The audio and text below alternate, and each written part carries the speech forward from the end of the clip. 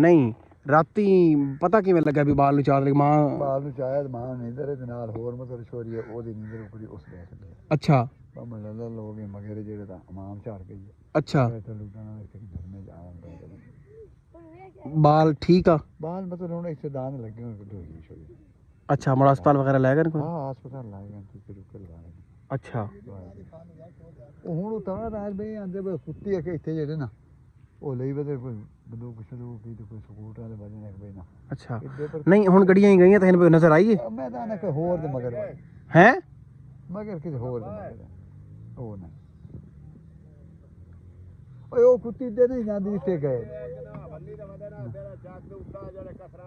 ਉਹ ਨਹੀਂ ਇੱਥੇ ਨਹੀਂ ਉਹ ਕੁੱਤੀ ਨਹੀਂ ਹੋਰ ਕੁੱਤਾ ਕੋਈ ਉਹ ਕੁੱਤੀ ਭਾਈਆ ਹਾਲੇ ਕੋਈ ਨਹੀਂ ਲੱਭੀ ਜਿਹੜੀ ਰਾਤ ਨੂੰ ਬਾਲ ਨੂੰ ਚਾ ਗਈ ਹੈ ਬੱਚਾ ਬੱਚੀ ਕਿਤਨੀ ਉਮਰ ਆਈ ਬੱਚੀ ਦੀ ਉਮਰ ਹੋਤੀ ਪਈ ਕੋਈ ਕਿੰਨੀ ਉਮਰ ਆਈ ਮੈਂ ਸਾਲ ਦੀ 6 ਮਹੀਨਾ ਦੀ ਬੱਚੀ ਹੈ ਜਨਾਬ ਉਹਦੀ ਪਿੱਛੇ ਬੈਕ ਤੇ ਯਾਨੀ ਕੰਡ ਦੇ ਉੱਤੇ ਦੰਦ ਛੰਦ ਲੱਗੇ ਹਨ ਹਸਪੀਟਲ ਵੀ ਲੈ ਗਏ ਹਨ ਬੱਚੇ ਨੂੰ ਲੇਕਿਨ ਰਾਤ ਨੂੰ ਜਿਹੜਾ ਨਾ ਚੁੱਕਣੇ ਹੋ ਤੇ ਬੰਦੇ ਨੂੰ ਸਮਝਣਾ ਚਾਹੀਦਾ ਉਹ ਕੁੱਤੀ ਅੱਗੇ ਮੁੜ ਵੇਲੀ ਆਦਤ ਕੀਤੀ ਖਲੀ ਕੋਈ ਅੱਗੇ ਚਾਹ ਦਿੱਤਾ ਨਹੀਂ ਹੈ ਅੱਛਾ ਕੁੱਕੜ ਚੂਚਾ ਸਹੀ ਔਰ ਜਿਹੜੀ ਵਾਲਾ ਹੱਥ ਆਵੇ ਲੈ ਜਾਂਦੀ ਹੈ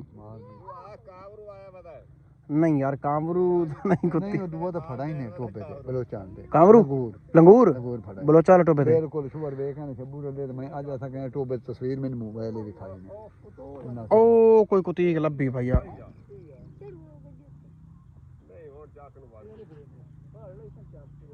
ਚੱਕ ਕੇ ਜੁਕਾੜ ਲੈ ਚਨ ਭਈਆ ਸਕੂਟਰ ਵਾਲੇ ਬਾਲ ਇਹ ਕੁੱਤੀ ਹੈ ਨਹੀਂ ਇਹ ਨਹੀਂ